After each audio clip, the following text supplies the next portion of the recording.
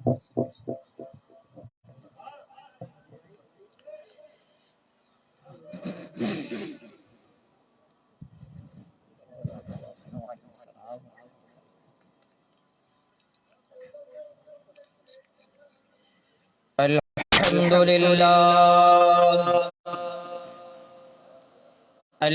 لله رب العالمين والعاقبة للمتقين والصلاة والسلام على سيد الأنبياء والمرسلين وعلى آله وصحابه أجمعين.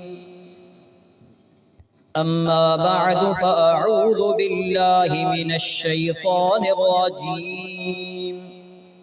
بسم الله الرحمن الرحيم. إن أكرمكم عند الله أتقاكم. صدق الله العلي العظيم وصدق رسوله النبي الكريم. ونحن حمد و صلات کے بعد نہایت ہی محترم اور مکرم معزز سامعین کرام، اللہ تبارک و تعالی جل جلالہ وعم نوالہ کی بارگاہ میں دعا ہے کہ اللہ تعالی ہماری آج کی حاضری کو شرف قبولیت عطا فرمائے اور ہمارے اس بیٹھنے کو ہمارے گناہوں کا کفارہ، ترقی درجات اور بے حساب مغفرت، اور بالخصوص جن مرحومین کے ایصال ثواب کے لیے اس محفل کا انعقاد کیا گیا، اللہ کریم ان کی بھی بے حساب مغفرت فرمائے، ہمارے مسلمان مرحومین کی بھی بے حساب مغفرت فرمائے۔ اللہ کریم ہمیں دنیا و آخرت کی بھلائیاں عطا فرمائے، جو مشکلوں میں گھرے ہیں مولا کریم انہیں مشکلات سے نجات عطا فرمائے۔ عزیزان گرامی، حضرت سیدنا شیخ شہاب الدین سہروردی رحمت اللہ علیہ بہت بڑے بزرگ گزرے ہیں۔ سرکار بغداد حضور غوث پاک رضی اللہ تعالی عنہ سے فیض یافتہ ہیں اور سلسلہ سہروردیہ کے بہت بڑے شیخ ہیں۔ شروع میں ان کو فلسفے کا بڑا شوق تھا، یہ بھی ایک ٹاپک ہے، ایک علم ہے، لیکن اس کا خاطر خواہ فائدہ نہیں ہے۔ کچھ علم ایسے ہوتے ہیں نا کہ جس میں انہماک نقصان دہ ہوتا ہے، یہ بھی اسی طرح ایک ٹاپک تھا۔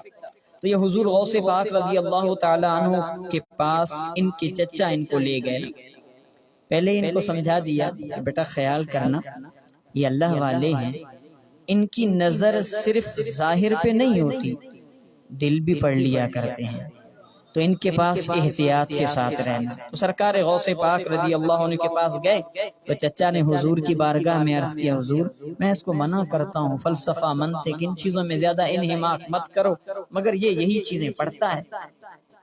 تو سرکار بغداد حضور غوث پاک رضی اللہ عنہ نے پوچھا، بھائی کیا کیا پڑھا ہے؟ کہ یہ کتاب پڑھی، یہ کتاب پڑھی، یہ کتاب پڑھی، یہ پڑھی، یہ پڑھا، یہ پڑھا۔ حضور غوث پاک نے سینے پہ ہاتھ رکھ کے پوچھا، اب کیا پڑھا؟ سارا کا سارا فلسفہ سینے سے غائب۔ پھر میرے محبوب سبحانی، قندیل نورانی، شہباز مکانی سیدنا غوث اعظم رضی اللہ عنہ نے ان کو اپنے گلے سے لگا دیا۔ جب سرکار غوث پاک کے گلے سے لگا تو لگے تو وہ جو فلسفہ، وہ منطق، جو چیزیں مفید نہیں تھی، ختم اور اسرار ربانی کا مرکز بنا دیا میرے محبوب سبحانی۔ تو یہ حضرت سیدنا شیخ شہاب الدین سہروردی رحمت اللہ علیہ حج کر کے بغداد معلی واپس آئے۔ حج کر کے واپس آئے تو ظاہر ہے شہر والوں کا ہجوم لگ گیا، نظر و نیاز لے کر حضرت کی بارگاہ میں کہ پیر صاحب اللہ کے ولی ایک طویل سفر کے بعد حج کر کے واپس آئے، تو بندے اپنے اپنے اعتبار سے لوگ تحائف لے کر حضور سیدنا شیخ شہاب الدین سہروردی علیہ رحمہ کے پاس پہنچ گئے۔ اللہ والوں کی بارگاہ میں جو تحائف وغیرہ دیے جاتے ہیں اسے ادب نظر کہا جاتا ہے، نیاز کہا جاتا ہے۔ آج بھی ہمارے ہاں یہ مشہور جملے ہیں، میں نے غوث پاک رضی اللہ عنہ کی نظر مانی ہے، حضور غوث پاک کی نیاز ہے۔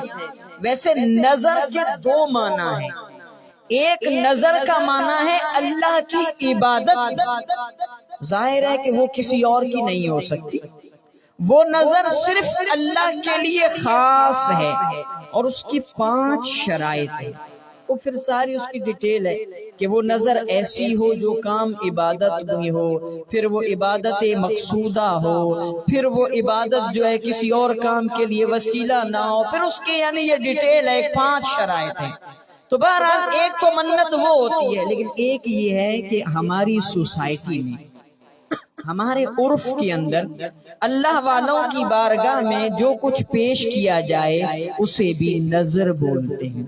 اب کچھ لوگ جو بیچارے عرف سے جاہل ہوتے ہیں، ایک تو وہ نا جس کو پتا نہیں کہ یہ نظر کا لفظ ہماری سوسائٹی میں کیوں بولا جاتا ہے، ایک تو وہ ہوا جو عرف سے جاہل ہے، دوسرا وہ ہے جو جاہل ہوتا نہیں مگر جاہل بنتا ہے، اس کو کہتے ہیں تجاہل عارفانہ، جان بوجھ کے جاہل بننا۔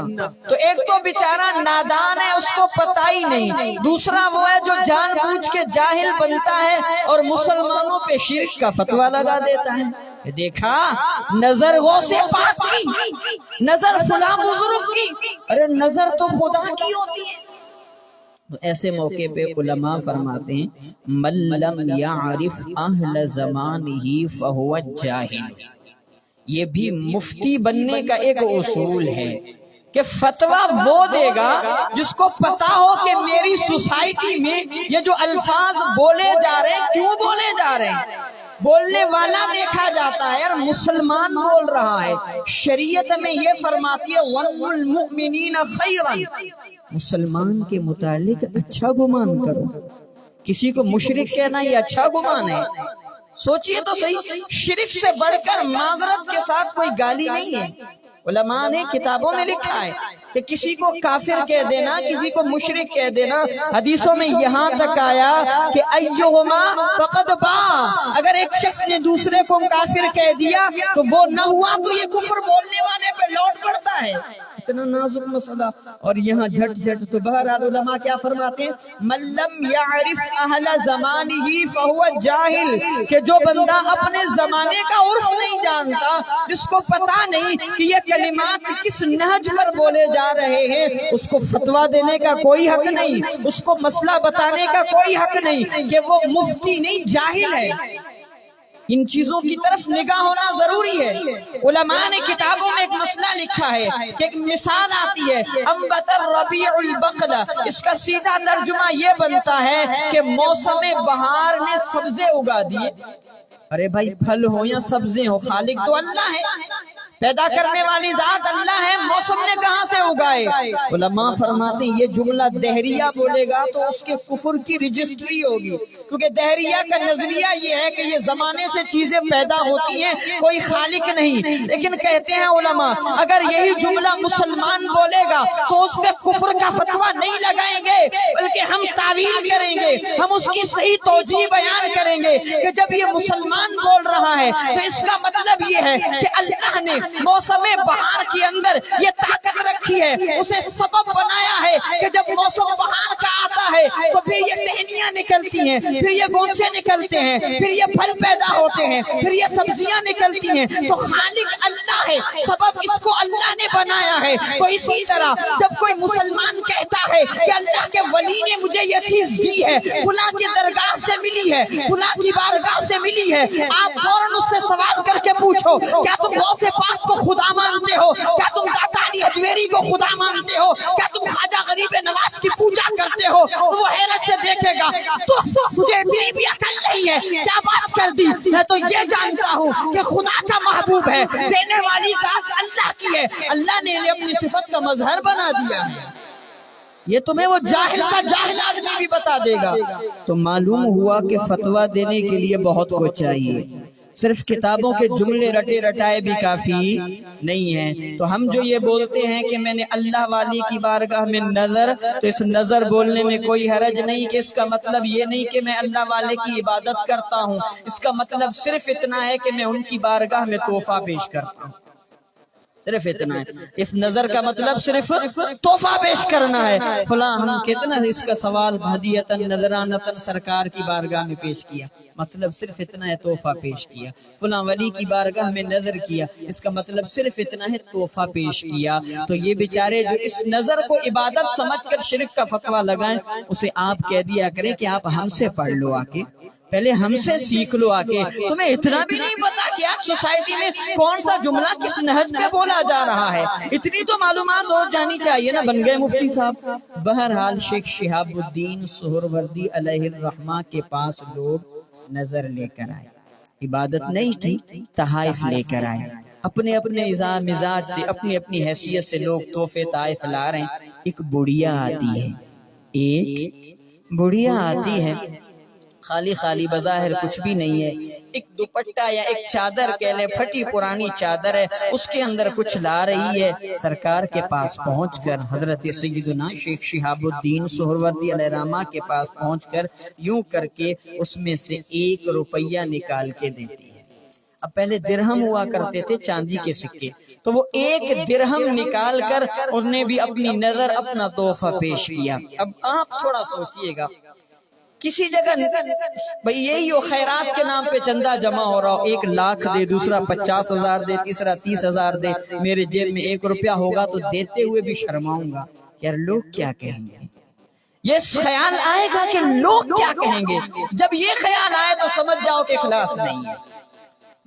تو اب یہ بندہ ڈرتا ہے، سوچتا ہے یار میں کیسے یہ 1 روپیہ دے دوں. اب وہاں پہ کوئی سونا لا رہا ہے، کوئی چاندی لا رہا ہے، کوئی جانور نظر کر رہا ہے، کوئی کپڑوں کے تھان لا رہا ہے. یہ بڑھیا پیچھے نہیں ہٹی، اللہ والے کی بارگاہ میں اپنی حیثیت سے وہ 1 درہم 1 روپیہ نکال کر حضرت کی بارگاہ میں پیش کیا. اب ہم جیسے دنیا دار ہوں تو اس روپے کو 60 میں کر دیں، سونے کی طرف نگاہ رکھیں، چاندی کی طرف نگاہ رکھیں، ڈھیر کی طرف نگاہ رکھیں، کیونکہ ہماری نظر میں تو دولت ہے نا، مال ہے نا، مگر اللہ والے تو قدر شناس ہوتے ہیں نا، وہ تو دل دیکھا کرتے ہیں. حضرت سیدنا شیخ شہاب الدین سہروردی علیہ الرحمہ نے وہ روپیہ اٹھایا، وہ جو ڈھیر لگا پڑا تھا، وہ جو سون تھا، وہ جو چاندی تھے، سب سے اوپر درجہ اس روپے کو دیا، سب سے اوپر اسی کو رکھا کہ بھئی سب سے اوپر درجہ اس کا ہے، کیونکہ وہ اخلاص سے آیا ہے، وہ اس دل کے ساتھ آیا ہے، اس محبت کے ساتھ آیا ہے، خلوص کے ساتھ آیا ہے. تو میرے عزیزان گرامی، سرکار علیہ السلام فرماتے ہیں، مشہور حدیث ہے، ان اللہ لا ينظر الى صورکم، اللہ تمہارے چہروں پہ نظر نہیں رکھتا، ولا الى اموالکم، اللہ تمہارے مالوں کی طرف نظر نہیں رکھتا. نہ رب تمہاری صورتیں دیکھتا ہے، نہ رب تمہارے مال دیکھتا ہے. چھپی ہوئی کوئی چیز نہیں اللہ سے، دیکھنے میں فرق مراد ہے. یعنی اللہ کو نہ تمہاری صورتوں سے کوئی مطلب پسندیدگی ہے، نہ تمہارے مالوں سے پسندیدگی ہے. اللہ کس چیز کا انتخاب اور کس چیز کو پسند فرماتا ہے، ولکن ينظر الى قلوبکم، اللہ کی نظر رحمت تمہارے دلوں کے اوپر ہے، اللہ تمہارے دلوں پہ نظر فرماتا ہے. اس میں ہمارے لیے ایک بہت بڑا درس ہے کہ مسلمان کے لیے تو اہمیت کے حامل وہی چیز ہو نا جس پر رب کی نظر رحمت ہو. آج ہم پیسے دیکھ کے مرعوب ہو جاتے ہیں. کوئی سیٹ صاحب آ جائے، کسی نے اچھا خاصا کاٹن یا کوئی اور عمدہ لباس پہنا ہو تو ہم تھوڑا بندہ محتاط ہو جاتا ہے، بڑے صاحب آئے ہوئے ہیں، یا تھوڑا مشہور ہو تو آدمی یوں کر کے بولتا ہے یار تھوڑا خیال کرنا، پارٹی ہے. دنیا والے تو گئے، ہمارا طبقہ بھی ایک تعداد مولیوں کی بھی ایسی ہے کہ بڑی جلدی مرعوب ہو جاتی ہے. حالانکہ مولانا حضرات کو دولت سے، پیسوں سے، کسی بھی مسلمان کو عزت، کسی کو احترام دینا، اخلاق سے پیش آنا ایک الگ چیز ہے. لیکن کسی کے پریشر میں آ جانا، کسی مالدار کے پریشر میں، پریشر کا نقصان کیا ہوتا ہے؟ مفتی ہے تو فتویٰ بدل جاتا ہے، مفتی ہے تو فتویٰ بدل جاتا ہے، مولوی ہے تو لہجہ بدل جاتا ہے، تو یہ بہت کچھ بدل جاتا ہے، یہ بڑا نقصان دیتا ہے. تو اس لیے علماء نے لکھا ہے کہ مفتی کے لیے کہ وہ کسی کی دولت سے مرعوب نہ ہو. لیکن ہمارے یہاں یہ ہے کہ کوئی سیاسی بندہ آ گیا پھر تو اور تھوڑا روب ہو جائے گا لوگوں کے اندر. وہ آ رہے ہیں، چیئرمین آ رہے ہیں، تو پتہ نہیں کیا کیا، مجھے نام نہیں آتے، فلاں یوسی وزیر جو بھی کریں، فلاں آ رہے ہیں تو ہمیں تو تھوڑا سہم جاتے ہیں، جانا ہو تو 101 مرتبہ کپڑے چیک کریں گے کہ بھئی جاؤں نہ جاؤں، اور نعت کی محفل میں ہو تو کسی نے کنگھی بھی نہیں کی ہوتی، تو کسی نے منہ بھی نہیں دھویا ہوتا، چلو جی آگے مہربانی آنے والوں کی۔ لیکن میں ایک مثال دے رہا ہوں، میں سمجھانے کے لیے بات کر رہا ہوں کہ ہمیں جس چیز کو اہمیت دینی ہوتی ہے ہم بڑی جلدی مال سے، دولت سے، ان چیزوں سے مرعوب ہو جاتے ہیں۔ اس کا مطلب پتہ ہے کیا ہے کہ ہم مال کو عزت کی نگاہ سے دیکھ رہے ہیں، ہم دولت کو عظمت کی نگاہ سے دیکھ رہے ہیں۔ ہماری سوچ کا معیار یہ ہو گیا ہے کہ جس کے پاس پیسہ ہے وہ معزز ہے، جس کے پاس دولت ہے وہ عزت و عظمت والا ہے، جس کے پاس سیاست ہے وہ عزت و عظمت والا ہے، جس کے پاس روب و دبدبہ ہے وہ عزت و عظمت والا ہے، جس کے پاس بہادری ہے وہ عزت و عظمت والا ہے۔ لیکن اے عزیزان گرامی، میرے رب کے محبوب کیا فرماتے ہیں؟ ان اللہ لا ينظر الى صورکم، اللہ یہ نہیں دیکھتا کہ تم نے کون سے عمدہ کپڑے پہن رکھے ہیں، ولا الى اموالکم، تمہارے پاس کتنی دولت ہے، کتنا بینک بیلنس ہے، تمہارا جاہ کیا ہے، تمہاری طاقت کیا ہے، تمہاری قدرت کیا ہے۔ یعنی یہ چیزیں عزت کا معیار نہیں ہے، یہ چیزیں عظمت کا معیار نہیں ہے۔ جس کے پاس دولت ہو ضروری نہیں کہ وہ معزز ہو، جس کے پاس اچھا لباس ہو ضروری نہیں کہ وہ عظمت والا ہو، جس کے پاس مال ہے ضروری نہیں کہ وہ عظمت والا ہو، جس کے پاس سیاست ہے ضروری نہیں کہ وہ عظمت والا ہو، جس کے پاس اقتدار ہے ضروری نہیں کہ وہ عظمت والا ہو، جس سے لوگ ڈرتے ہوں ضروری نہیں کہ وہ عظمت والا ہو۔ وَلَٰكِنْ يَنظُرُ إِلَىٰ قُلُوبِكُمْ وَأَعْمَالِكُمْ، اللہ کی نظر تو دلوں پر ہے اور تمہارے اعمال پر ہے، تو اچھا وہ ہے، عزت والا وہ ہے اس کا عمل بھی ستھرا ہو اور اس کا دل بھی ستھرا ہو۔ یہ ہے عزت کا معیار، یہ ہے عظمت کا معیار، یہ ہے ترقی کا معیار۔ اسی کا ہمیں متلاشی ہونا چاہیے، اسی کا ہمیں طالب ہونا چاہیے، نہ یہ کہ دولت کے پیچھے مارے مارے پھریں، نہ یہ کہ اقتدار کے پیچھے مارے مارے پھریں، نہ یہ کہ روب و دبدبہ دیکھ کر اپنی باتیں کھلی رکھیں، ہے کتنا اس کا اسٹیٹس ہے، واہ جی واہ کتنی طاقت ہے، کتنے اس کے آگے پیچھے لوگ گھوم رہے ہیں۔ ظالم ہوتا ہے، شرابی ہوتا ہے، بڑے عجیب قسم کا جواری ہوتا ہے، برے سے برا کوئی کون سا فعال ہے تو یہ ظالم لوگ نہیں کرتے، لیکن ان کے پاس یہ روب ہوتا ہے، یہ دبدبہ ان کے گلے کا توق بنے گا، یہ ان کے لیے زنجیر بنے گی۔ یہ کوئی عظمت نہیں ہے، عظمت تو یہ ہے کہ جیب میں 1 روپیہ نہ ہو مگر زمین سجدے پر جھکی ہوئی ہو، خدا سے محبت ہو، دلوں میں اخلاص ہو، تقوی و پرہیزگاری ہو۔ تو ہم نے اسی کا متلاشی بننا ہے۔ جب تک مسلمانوں کے پاس یہ تقوی اور عزت و عظمت کا یہ معیار تھا، ہماری ترقیاں بھی تھی، ہمارا روب بھی تھا، ہمارا دبدبہ تھا۔ یہ مال والے ہمارے نام سے ڈرا کرتے تھے، یہ سلطنتوں والے ہمارے نام سے کانپا کرتے تھے۔ کیوں کانپتے تھے؟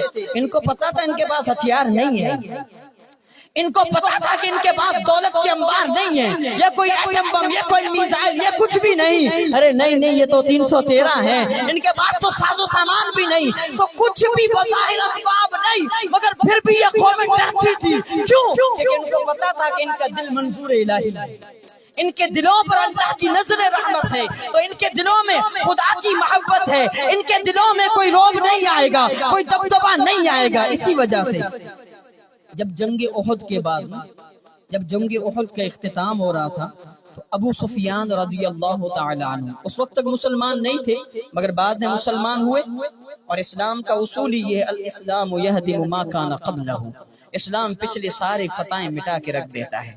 اس لیے اسلام سے پہلے کہ ان کے جو معاملات، لیکن اب وہ واجب التعظیم، واجب الاکرام، واجب الاحترام، بلکہ وہ فضیلت، وہ رتبہ، وہ مقام، وہ شان کہ دنیا کے سارے کتب جمع کر دو مگر کوئی حضرت ابو سفیان کا ثانی نہیں ہو سکتا۔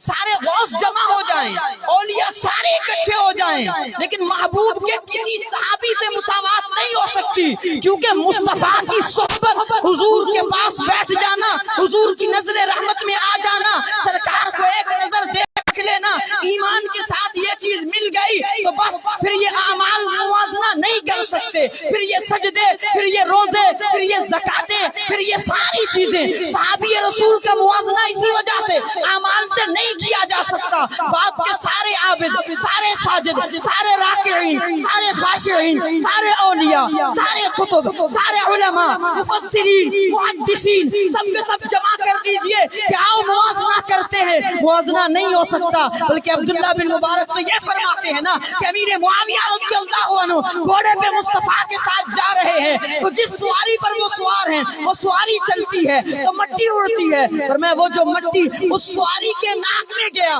یا وہ مٹی جو دھول اڑی ہے، بعد کا عابد و زاہد تو اس دھول سے بھی موازنہ نہیں کر سکتا۔ وہ بھی انہوں نے پہلے مجتہد حضرت سیدنا عمر بن عبدالعزیز کے متعلق فرمایا۔ تو لہذا صحابہ کے معاملے میں کوئی ایوں چنی نو چنا نوکم پرومائز سوال ہی نہیں پیدا ہوتا نا بھائی۔ کیوں؟ مصطفیٰ کی صحبت ایسی چیز۔ آج آپ کسی بندے کو شیخ کامل کے پاس تھوڑے عرصے کے لیے بھیج تو بندہ بدل جاتا ہے۔ ہم نے دیکھا ہے، نہیں دیکھا تو آئے فیضان مدینہ میں آپ کو بڑے سے بڑے بگڑے ہوئے لوگ شیخ کامل کی صحبت میں بیٹھے بدل گئے۔ تو یار آج کے شیخ کامل کی صحبت میں بیٹھنے والا بدل گیا، مصطفیٰ کی صحبت میں بیٹھنے والا خالی چلا گیا۔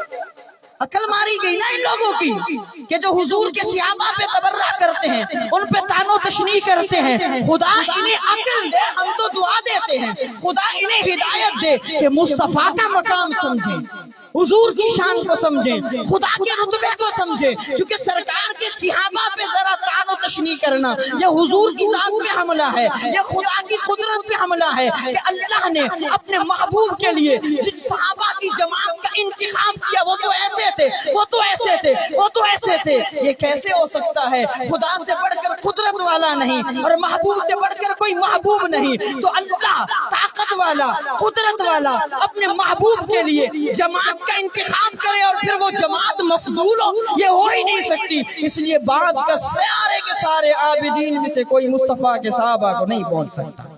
تو حضرت ابو سفیان رضی اللہ تعالی عنہ اس وقت مسلمان نہیں تھے، تو انہوں نے اس وقت اعلان کر کے کہا حضور سے کہ ابھی تو ہم جا رہے ہیں مگر ہم دوبارہ بدر میں ملیں گے، ہم دوبارہ بدر میں ملیں گے۔ ایک بدر پہلے ہو چکی ہے، اس کو بدر کبریٰ کہتے ہیں، بڑی مشہور جو جنگ ہے نا، جنگ بدر وہ ہو گئی۔ اس کے بعد جنگ احد ہوئی۔ اس جنگ احد کا جب اختتام ہوا، دونوں قومیں، دونوں جماعتیں واپس جانے لگی، تو ابو سفیان رضی اللہ عنہ نے اس وقت کہا کہ ہم دوبارہ بدر میں ملیں گے۔ یہ گئے، جا کے انہوں نے اپنا لشکر اکٹھا کرنا شروع کیا۔ اچھا خاصا انہوں نے اپنا لشکر اکٹھا کر لیا۔ جب ٹائم ہوا بدر کا، نکلے پورے لشکر کے ساتھ، لیکن نکلتے ہی اللہ نے ان کے دلوں میں وہ رعب ڈالا کہ تھر تھر کانپنے لگے۔ ادھر لشکر نہیں ہے، مسلمانوں کے پاس کوئی بہت بڑا گروہ نہیں ہے، مسلمانوں کے پاس کوئی ہتھیار کی وفر کثرت نہیں ہے، کوئی اسلحہ نہیں ہے اس تعداد میں۔ مسلمان وہی ہے جس طرح پہلے ان کی حالت تھی، بس ان کا بھروسہ حسبی اللہ و نعم الوکیل، خدا تعالیٰ پر جو بھروسہ، وہی دل کی بات تھی۔ ان کے دل مضبوط تھے، ان کے دلوں میں جو تقویٰ، ان کے دلوں میں جو محبت رسول، ان کے دلوں میں جو اپنے رب اور اپنے محبوب پہ جو بھروسہ تھا، بس وہی دل کا معاملہ تھا۔ بظاہر ان کے پاس اسباب نہیں ہے، لیکن ادھر کافر کانپ رہے، مسلمان نہیں کانپ رہے۔ مسلمان کو پتا ہے ادھر ہتھیار کی کثرت ہے، یہ پھر بھی نہیں ڈر رہے۔ ادھر پتا ہے کہ وہاں بڑی لشکر ہے، یہ پھر بھی نہیں ڈر رہے۔ انہیں پتا ہے کہ وہاں ساز و سامان کی ہر چیز کی کمی، کسی چیز کی کمی نہیں، پھر بھی یہ نہیں ڈر رہے۔ ادھر ان کو پتا ہے ان کے پاس لشکر بھی نہیں، اسلحہ بھی نہیں، وہ ہتھیار بھی نہیں، وہ کھانے کی کثرت بھی نہیں، پھر بھی ڈر رہے ہیں۔ فرق کیا تھا کہ وہاں وہ تقویٰ نہیں تھا، یہاں وہ تقویٰ موجود تھا، یہاں دلوں کا معاملہ ہے۔ تو اب ابو سفیان رضی اللہ تعالیٰ عنہ سوچتے ہیں کہ اعلان بھی میں نے کیا تھا کہ اگلے سال جانا ہے، اب اگر نہیں جاتا تو پھر رسوائی ہوگی، تو کروں کیا؟ تو ایک شخص وہاں پر آیا ہوا تھا مکے میں عمرے کے لیے، انہیں پیسے دیے حضرت ابو سفیان نے کہ اتنے سارے پیسے لو، تم ایک کام کرو، وہاں جا کر مسلمانوں کو ڈراؤ، مسلمانوں کو ڈراؤ کہ مکے سے بڑا لشکر، ایک بہت بڑی فوج آ رہی ہے، بڑے ہتھیار، بڑے ساز و سامان ہیں، تو تم نہ لڑنے جاؤ۔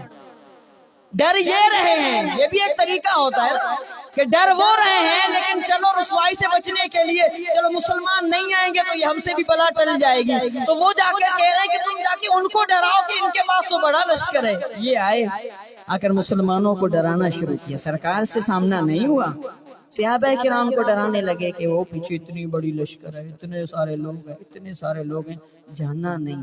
صحابہ کر کے فرماتے ہیں فزادہم ایمانا۔ قرآن نے اس کو تعبیر دیا ہے کہ جب اس شخص نے صحابہ کرام کو یہ کہا تو ان کا ایمان اور بڑھ گیا، وہ کہنے لگے حسبنا اللہ و نعم الوکیل، لشکر بڑا ہے، اب مقابلے میں مزہ آئے گا اور اب کی قدرت تمہیں بھی نظر آئے گی کہ دیکھو اللہ اپنے بندوں کے لیے کیسے کارساز بنتا ہے۔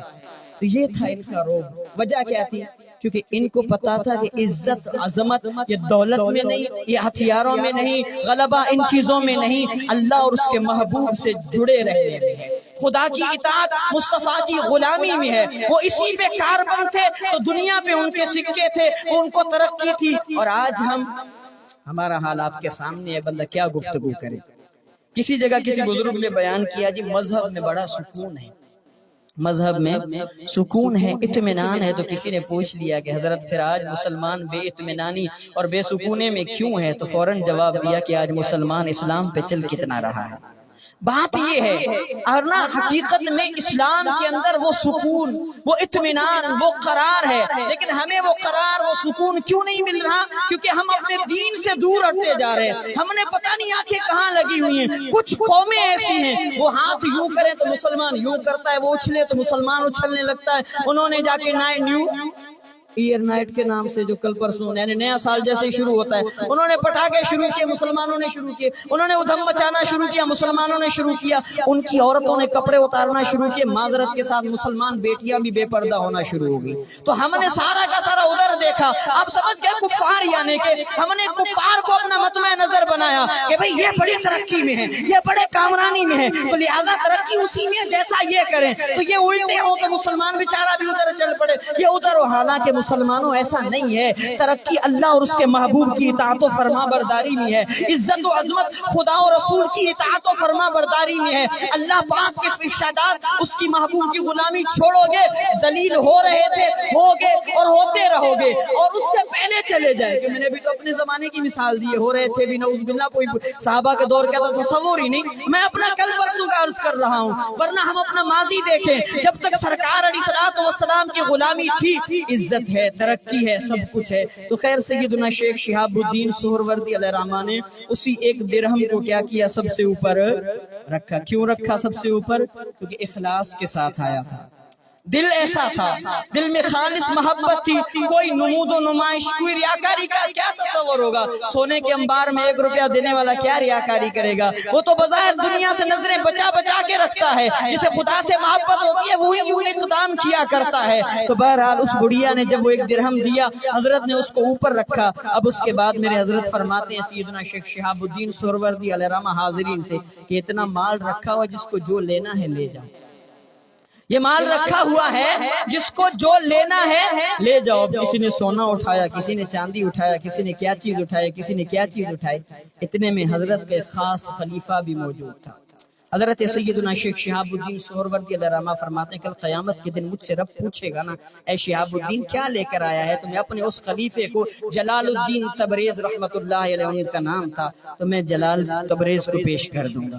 تو وہ حضرت جلال الدین تبریز رحمت اللہ علیہ بھی موجود تھے۔ پیر صاحب اشارہ کر کے فرماتے ہیں جلال تو بھی کچھ اٹھا لے، ان کا بھی امتحان ہے، یا یوں کہہ لیں کہ وہ ہمیں یہ سبق سکھانا چاہتے ہیں کہ دیکھو میں نے اوپر رکھ کے عزت دی ہے اور میرا خلیفہ بھی وہ پہچان رکھتا ہے، وہ دیکھو کیا کرتا ہے۔ اب جیسے ہی حضرت نے فرمایا تم بھی اس گھیر میں سے کچھ اٹھاؤ، وہ آ کر اسی 1 روپے کو اٹھا کے سینے سے لگا کے بیٹھ جاتے ہیں۔ وہ بھی تو ظاہر قدر رکھتے تھے نا، وہ بھی دیکھتے تھے کہ میرے پیر نے اس کو اس لیے اوپر رکھا ہے کہ اس میں خلوص تھا، تو وہ خلوص میں سینے سے نہ لگا لوں، انہوں نے اسے سینے سے لگایا۔ حضرت سیدنا شیخ شہاب الدین سہروردی علیہ الرحمہ دیکھ کے فرماتے ہیں جلال تو نے تو سب کچھ اٹھا لیا ہے، اٹھایا 1 روپیہ ہے، وہی 1 درہم اٹھایا ہے، لیکن کیا فرمایا کہ تم نے سب کچھ اٹھا لیا۔ تو معلوم ہوا اس پورے ڈھیر میں مقبول وہی تھا جو اس اخلاص کے ساتھ آیا تھا، تو انہوں نے اسی اخلاص کو سینے سے لگا لیا۔ تو فرمایا یہی اخلاص سب کچھ ہے، جس کے پاس اخلاص ہے اسی کا عمل مقبول ہے، ورنہ اگر اخلاص نہ ہو، آپ 1 لاکھ دے گے اتار لیں بھائی، آپ یہاں سے لے کر وہ پورا کا پورا مجمع پنڈال سے بھر دیجئے. ہاں یہاں آپ یہ دریا نہیں بلکہ عمدہ سے عمدہ قالینیں صوفے بچھا دیجئے. یا ساری دنیا کے آپ علماء مشائخ کو جمع کر دیجئے, ساری دنیا کے ناطقان اکٹھے کر دیجئے, بڑے سے بڑے اسپیکر والے کو جمع کر دیجئے, سارا اہتمام کر دیجئے. لیکن کیا آپ نے اس لیے کہ تالیاں بجے, آپ نے کیا اس لیے کہ لوگوں کی زبانوں پر آ جاؤ, واہ جی واہ محفل تو اس بندے نے کرائی ہے. کوئی مولوی نہیں چھوڑا, کوئی نعت خوان نہ چھوڑا, کوئی قاری نہ چھوڑا, اور لنگر کا کوئی ڈش نہ چھوڑی. کیا کچھ جب آپ نے کیا اس لیے تو کیا قبول ہوگا؟ ظاہر ہے کہ اخلاص تو نہ ہوا نا. اس کے مقابلے میں ایک وہ بندہ ہے جس کے پاس نہ اتنا اہتمام ہے, نہ اتنی دیگیں ہیں, نہ اتنے پیسے ہیں. وہ گھر میں اپنے چھوٹے چھوٹے بچوں کو جمع کرتا ہے, 5 روپے کی ٹافیاں لیتا ہے, بچوں سے وہیں میلاد پڑھوا کر وہ ٹافیاں اپنے بچوں میں بانٹ دیتا ہے, لیکن محبت اور اخلاص سے کرتا ہے. تو یہ 5 روپے کی ٹافی اور یہ لاکھوں کا سامان موازنہ نہیں ہو سکتا, برابری نہیں ہو سکتی. کیوں؟ ان اللہ لا ينظر الى صورکم ولا الى اموالکم.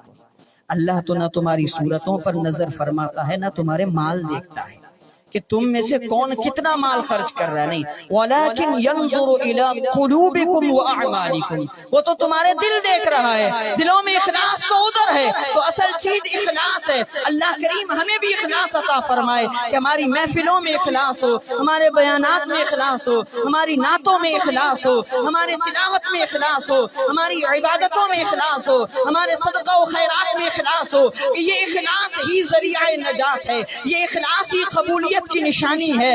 اور اسی اخلاص اور اسی دل کی طرف اشارہ کر کے تو میرے محبوب نے فرمایا تھا, ما سبقکم ابو بکر بصلاۃ ولا صیام, کہ ابو بکر جو تم سے سبقت لے گئے ہیں, یہ آگے بڑھ گئے ہیں, تو یہ نماز روزوں کی کثرت کی وجہ سے نہیں بڑھے ہیں. اس کا مطلب یہ نہ لینا کہ صدیق اکبر نماز نہیں پڑھتے تھے, صدیق اکبر روزہ نہیں رکھتے تھے. یہ قطعاً منشا نہیں ہے, یہ قطعاً مقصود نہیں ہے. صدیق اکبر تقویٰ کا یوں تھے, وہ کثیر الصیام بھی تھے, کثیر الصلاۃ بھی تھے, وہ کثیر الخیرات بھی تھے. لیکن حضور علیہ الصلوۃ والسلام اشارہ اس سبقت کی طرف کر رہے ہیں کہ بے شک وہ نمازی بھی ہیں, وہ سب سے بڑے پرہیزگار, وہ کثرت صوم و صلاۃ والے بھی ہیں, صدقہ و خیرات کرنے والے بھی ہیں. ان کی رات کی نماز کو دیکھ کر ہی تو حضور نے پوچھا تھا کہ ابو بکر تم آہستہ خراف کیوں کرتے ہو؟ یہ حضرت ابو بکر صدیق ہی تو تھے جو اس شان سے قرآن پڑھا کرتے تھے کہ مکے کی عورتیں جمع ہو جایا کرتی تھی, ان کی قرات کو سن کر بچے جمع ہو جایا کرتے تھے. اور کفار کو ایک ڈر لگ گیا تھا کہ کہیں ابو بکر صدیق کی تلاوت سن کر نہ لوگ مسلمان ہو جائیں. تو ان کے روزے نمازوں میں کزن بھی نہ تھی. وہ مشہور حدیث ہے, جب حضور نے پوچھا تھا تم میں سے آج کس نے نماز جنازہ پڑھی, میں نے یا رسول اللہ. آج تم میں سے کس نے صدقہ و خیرات کیا, میں نے یا رسول اللہ. آج تم میں سے کون روزے دار ہے, میں یا رسول اللہ. یہ صدیق اکبر ہی تو تھے جو حاضریاں لگوا رہے تھے, یہ میں کر کے جو اپنی بارگاہ مصطفیٰ میں حاضری لگا رہے تھے, یہ پیارے صدیق اکبر تھے. تو ان کی عبادتوں میں کمی نہیں, لیکن مصطفیٰ فرماتے ہیں ابو بکر صدیق جو تم سے سبقت لے گئے, تو پہلے تو یہ سمجھو نا کہ وہ سبقت لے گئے. سرکار فرماتے ہیں وہ سبقت لے گئے, آگے بڑھے ہیں, لیکن یہ بڑھنا کثرت صوم و صلاۃ کی وجہ سے نہیں, بلکہ اس چیز کی وجہ سے ہے جو اللہ نے ان کے دل میں رکھی ہے, جو صدیق اکبر رضی اللہ عنہ کے دل میں رب العالمین نے رکھی ہے. اسی چیز نے سیدنا صدیق اکبر رضی اللہ عنہ کو سبقت دی ہے. وہ کیا چیزیں تھیں؟ وہ ایک تو خدا کا خوف, تقویٰ و پرہیزگاری تھا, اور دوسرا عشق رسول تھا. اگر تقویٰ دیکھیں تو قرآن فرماتا ہے ان اکرمکم عند اللہ اتقاکم, تم میں اللہ کے نزدیک عزت والا, عظمت والا, بلند رتبے والا وہ ہے جو سب سے بڑا متقی ہے. اور میرا رب سیدنا صدیق اکبر کے متعلق فرماتا ہے وَسَيُجَنَّبُهَا الْأَتْقَى الَّذِي يُؤْتِي مَالَهُ يَتَزَكَّى, کہ قریب اللہ اتقا کو دور کر لے گا جہنم سے. وہ اتقا سیدنا صدیق اکبر تو تھے کہ جو اللہ کی راہ میں مال دیا کرتے تھے, بے دریغ مال خرچ کیا کرتے تھے. جب بابا جان نے پوچھا کہ اے ابو بکر تم تو بڑے عاقل آدمی ہو, تم تو تجارت میں کافی مہارت رکھتے ہو, یہ تاجروں کا شیوا ہے کہ جب چیز لیا کرتے ہیں تو عمدہ چیز دیا کرتے ہیں. تمہیں اگر غلام ہی خرید کر آزاد کرنے ہیں تو موٹے تگڑے کوئی طاقتور غلام خرید کر آزاد کیا کرو. یہ کیا کبھی بلال کو آزاد کروا دیا تو کسی دوسرے کمزور کو آزاد کروا دیا؟ انہوں نے عرض کیا کہ بابا جان کہ میں جو یہ آزاد کر رہا ہوں یہ کسی دنیاوی مفاد کے لیے نہیں بلکہ اس لیے تاکہ اللہ کی بارگاہ میں پاکیزہ و ستھرا ہو جاؤں. اسی کو اللہ نے فرمایا الذی یؤتی مالہ یتزکا کہ جو اللہ کی راہ میں اس لیے مال خرچ کرتا ہے تاکہ وہ پاکیزہ اور ستھرا ہو جائے. پھر کفار کہنے لگے کہ ارے پتہ ہے ابو بکر صدیق نے یہ حضرت بلال کو کیوں آزاد کروایا؟ لگتا ہے بلال کا کوئی احسان ہوگا.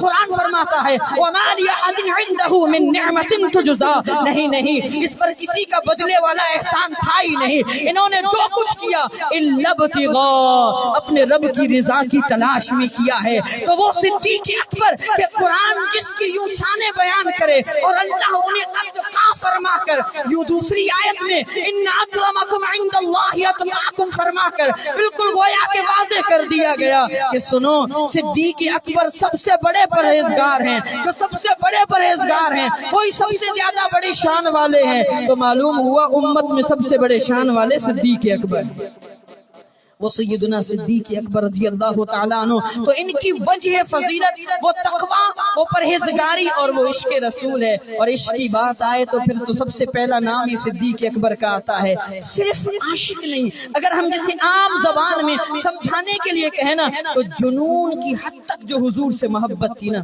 وہ سیدنا صدیق اکبر رضی اللہ عنہ کو سرکار دو عالم صلی اللہ علیہ وسلم سے تھی. اس قدر محبت تھی کہ جس کو ہم یوں تعبیر کر سکتے ہیں کہ جنون کی حد تک سیدنا صدیق اکبر مصطفیٰ سے محبت کرتے تھے. یہ ایک والیانہ انداز ہے. کیا وہ ہجرت والا واقعہ بھول گئے؟ یوں کبھی آگے چلنا پھر دوڑ کے پیچھے آ جانا پھر دائیں چلنا پھر بائیں ہو جانا. اب آپ نقشہ بٹھائیں کہ حضور جا رہے ہیں, صدیق اکبر آگے آ جاتے ہیں, پھر نہ جانے کیا ہوتا ہے, پھر پیچھے چلے جاتے ہیں, پھر کبھی دائیں آتے ہیں, پھر کبھی بائیں آتے ہیں. سرکار پوچھتے ہیں اے ابو بکر کیا کرتے ہو؟ عرض کرتے ہیں حضور جب یہ خیال آتا ہے کہیں کوئی دشمن آگے گھات لگا کر نہ بیٹھا ہو اور آپ پر حملہ کرے تو میں آگے دوڑ جاتا ہوں کہ پہلے حملہ مجھ پر ہو. مان خیال آتا ہے کہ کوئی دشمن پیچھے سے نہ آ جائے تو وہ پیچھے آ جاتا ہوں. پھر یہی خیال دائیں جانب کے لیے آتا ہے تو دائیں ہو جاتا ہوں. کبھی خیال آتا ہے کہ بائیں جانب سے دشمن نہ آ جائے تو بائیں جانب چلا جاتا ہوں. وہ ایک جان ہے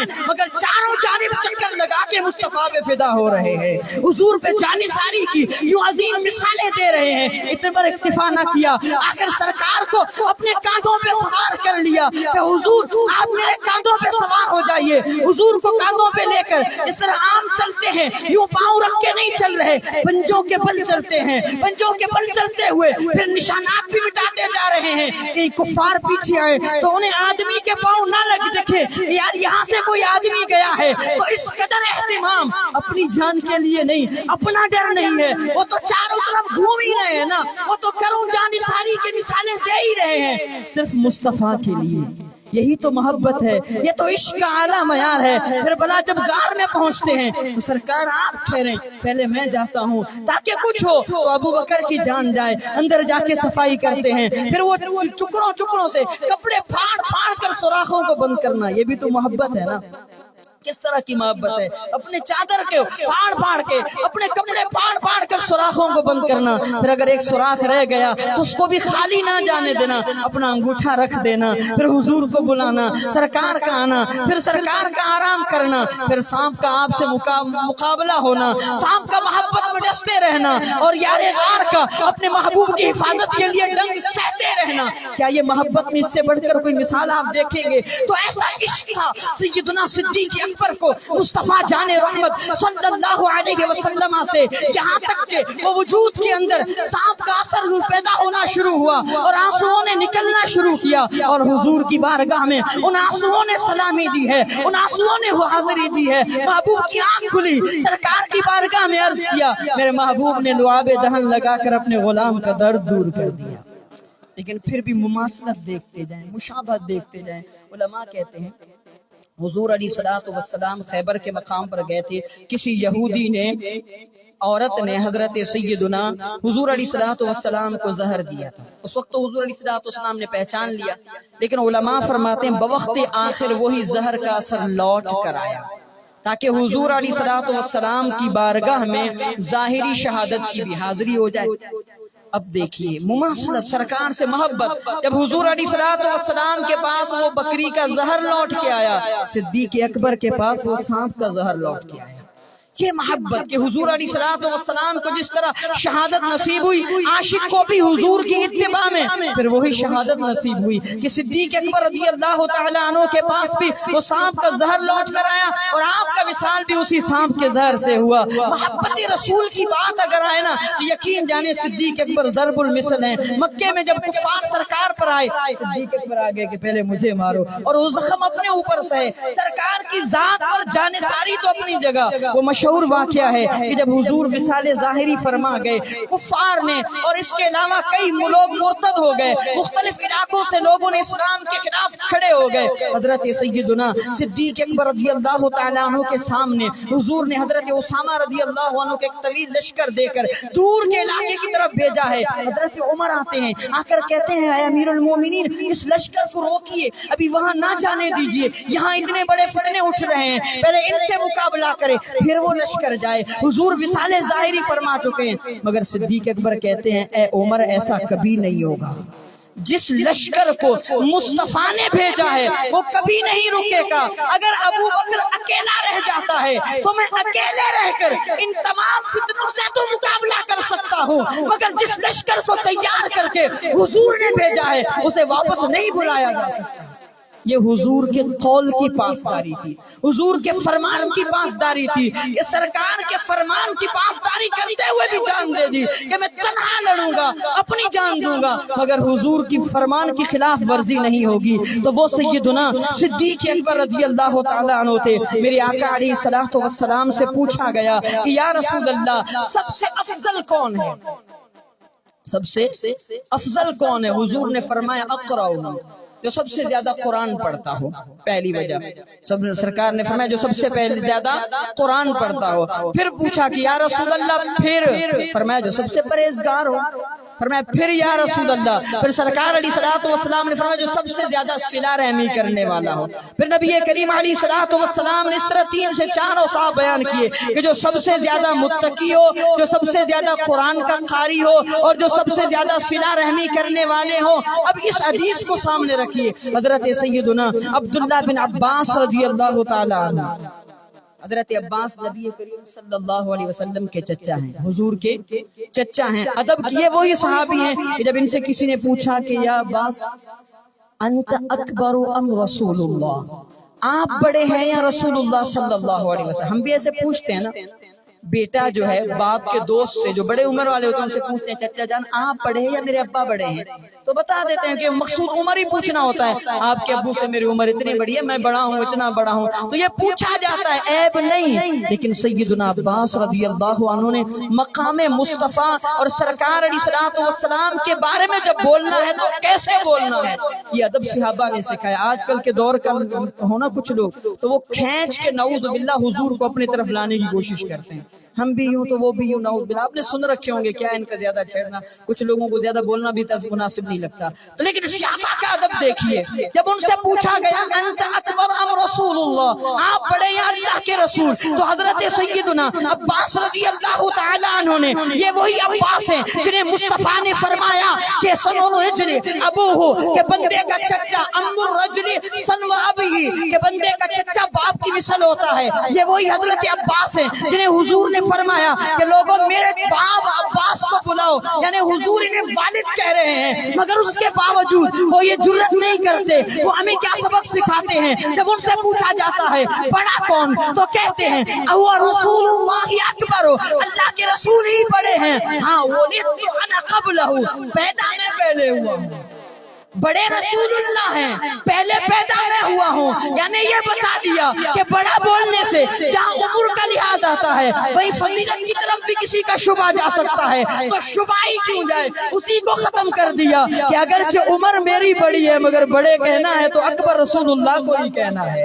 وہ ہمیں نہیں کہہ سکتے۔ تو یہ صحابہ کرام کا انداز تھا، انہی کے لخت جگر حضرت عبداللہ بن عباس رضی اللہ تعالیٰ عنہ سے حضرت امیر معاویہ رضی اللہ تعالیٰ عنہ نے پوچھ لیا کہ ابن عباس آپ کیا کہتے ہیں ابو بکر کے متعلق؟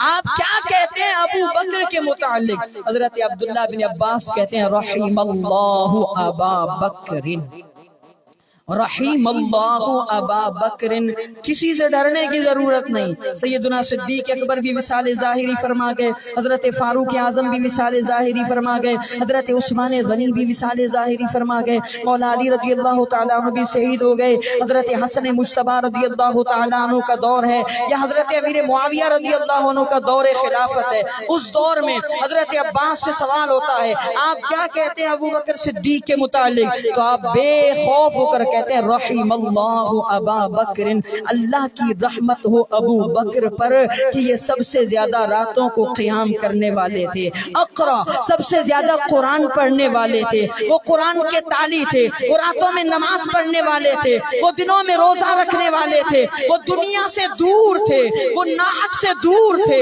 وہ ظلم سے دور تھے، وہ برائیوں سے دور تھے، وہ امر بالمعروف کرنے والے یعنی بھلائی کا حکم دینے والے تھے، وہ برائیوں سے روکنے والے تھے، اور فاقہ وراقہ، اور یہ ابو بکر اپنے سب ہمدرجہ لوگوں سے بلند رتبہ تھے۔ تو یہ حضرت عبداللہ بن عباس رضی اللہ تعالیٰ عنہ کا فتویٰ تھا۔ اے عزیزان گرامی، اس ساری گفتگو کا خلاصہ یہ ہے، کچھ چیزیں عقائد سے ریلیٹڈ ہیں، کچھ چیزیں اعمال سے ریلیٹڈ ہیں۔ عقیدے سے ریلیٹڈ سب سے پہلی بات یہ ہے کہ حضور کے معاملے میں ادب، سرکار دو عالم صلی اللہ علیہ وسلم کے معاملے میں جس قدر با ادب ہو سکتے ہیں نا، آپ یوں کہہ لیں یہ کم ہے، یوں کہہ لیں کم ہے، غیروں کا شکوہ نہیں۔ آج کل ہم اپنوں کو بھی دیکھتے ہیں، بس اوقات حضور کا نام یوں لے کے چلے جاتے ہیں، درود بھی نہیں پڑھتے، نعوذ باللہ محمد محمد کہہ کے، ایک تو طبقہ سنا محمد نے کہا، محمد نے، نعوذ باللہ، کتنا ایک عجیب سا لگتا ہے۔ بس اوقات وہ ٹی وی پہ یا اس کا بیان چل رہا ہوتا ہے، اس طرح بے رخ انداز میں بولنے والے کا دل میرا کرتا ہے گھونسا مار دیا جائے اس کو۔ عاشق کا انداز یہ حضور کا اولاً تو نام ہی نہیں لیتے، القاب در القاب، سید العالمین، رحمت للعالمین، انیس الغریبین، شفیع المذنبین، معراج السالکین، تو اس طرح کر کے عاشق کو القاب در القاب لیتے ہیں، پھر محبت سے نام لے کے سینوں پہ ہاتھ رکھ دیا کرتے ہیں، گردنوں کو جھکا لیا کرتے ہیں۔ تو جس قدر ادب بارگاہ رسالت کا ہے نا، یقین جانیے کم ہے، اور یہ ادب ہی آپ کو اوپر لے جائے گا، یہ ادب ہی نجات ہے، یہ ادب ہی ترقی درجات کا سبب ہے۔ تو سب سے پہلا چیز تو یہ ادب۔ دوسرے نمبر پہ تھا کہ صحابہ کرام سب کے سب عادل، سب کے سب متقی، سب کے سب محبوب کے پیارے، کسی صحابی کے بارے میں کوئی کچی بات برداشت نہیں کی جا سکتی، اور کسی بھی طرح کی کوئی ایسی بات کہ جو عام لحاظ سے گری ہوئی ہو، یعنی یوں برا کہنا تو بڑی بات ہے، کوئی نازیبہ کلمات بھی یہ برداشت کرنا درست نہیں۔ صحابہ کے معاملے میں بہت محتاط۔ تیسری بات یہ سمجھ میں آئی کہ سیدنا صدیق اکبر رضی اللہ عنہ صحابہ کرام میں سب سے زیادہ افضل۔ جب صحابہ کرام میں افضل ہیں تو صحابہ سب سے افضل بعد کی امت سے، تو حضرت صدیق اکبر پوری امت سے افضل، امت سے بھی ہٹا دیجئے، انبیاء اور رسل کے بعد پوری کائنات میں سب سے افضل حضرت صدیق اکبر رضی اللہ عنہ۔